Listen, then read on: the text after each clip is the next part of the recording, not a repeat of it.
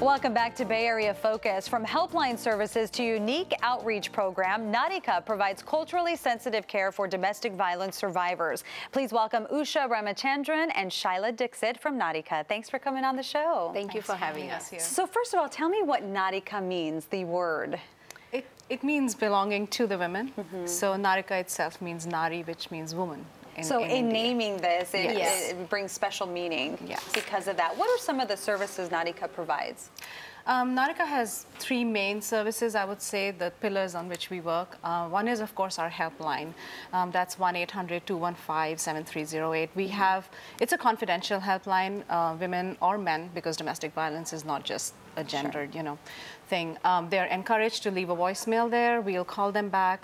It's confidential. I think the ease about our helpline is the fact that it's language specific. It's in the language that's fluent for the immigrant population. So we will call them back in Hindi, Punjabi, Tamil, Gujarati, Marathi, whatever the person needs to talk. So more comfortable. Yes, I think it provides an element of comfort to just hear your language. Sometimes it's hard to express when you're talking in a second language. And is it for someone in trouble, but also maybe someone who wants to report something? Or I mean, not necessarily. That's why we call it a helpline. You don't have to be in a crisis to call us, but it's always good to know that there are resources available, there are support available, and you can call just to get information, just to get resources, just to get a referral, and also to know that you're not the only person who's going through this, and that there are resources out there and there is support out there for you. And that really matters a lot, to know that you're not the only person going through this. Yeah, and as you know, one of the main aspects of domestic violence, abuse, is isolation.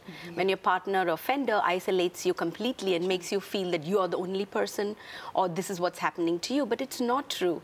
Unfortunately, domestic violence is universal and democratic. It happens everywhere and in every strata of society. So I think it's important for anyone who's experiencing any kind of abuse to know that they are not alone in this and that there are resources and support available. And they don't deserve anything like this happening in their lives. Sure. Not only do you have the helpline, but you also have something called SEED. Yes, that's our economic empowerment program. So SEED actually stands for self-empowerment and economic development. So while our main helpline is mostly for the survivors or people who are going through, SEED is, in a way, I would almost call it almost preventive, because it's open to anybody, even mainstream. Sometimes even mainstream people will come in, but immigrants and survivors kind of are in this program together. It's a 12-week program. We teach computer literacy, financial literacy. We talk about ELS, so that's English-speaking skills. So it becomes like a full-grown family by the time 12 weeks is done, and we culminate it with career training. So there's resume writing, there's how do you interview, what do you wear for an interview, all kinds of things which I think are important to have at the back of your mind as you kind of integrate back into mainstream and you're healing maybe from trauma.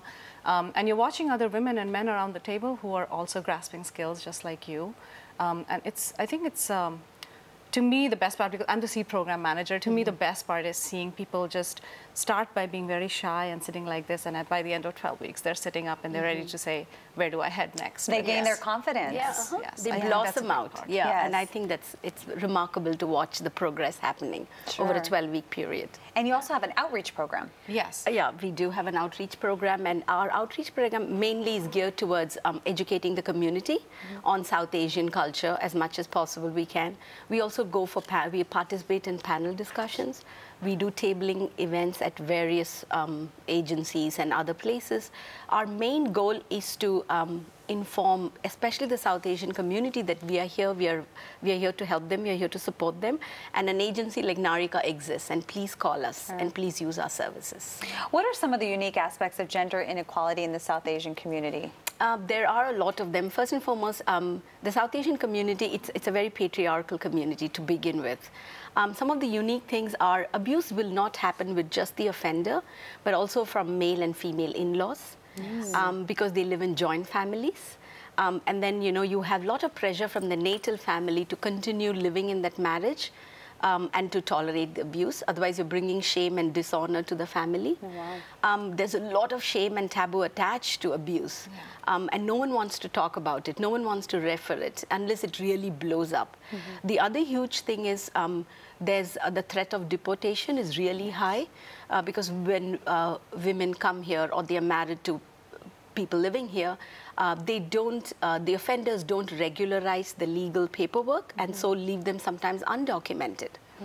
And another one, it's a form of control. Exactly, it's another form of control, and they don't do it. And then the other one, which is fairly unique, is transnational abandonment, where it's very, it sounds odd, but it's called marry and dump. So they get married and then they are dumped. So they have no place to go, no support. Many of these women don't speak the language. They have no family and friends here in this country. They have no legal paperwork. It's so challenging for them to start rebuilding their lives. Well, keep up the good work with Narika, and thanks for coming on the show and telling us about it. We know you receive government funding and also from foundations and private donors as well. Yes. All right. Well, for more information on Narika's culturally sensitive services, please log on to narika.org. Again, that's narika.org. Coming up, we'll get the inside scoop on the Bay Area polo scene. We'll be right back.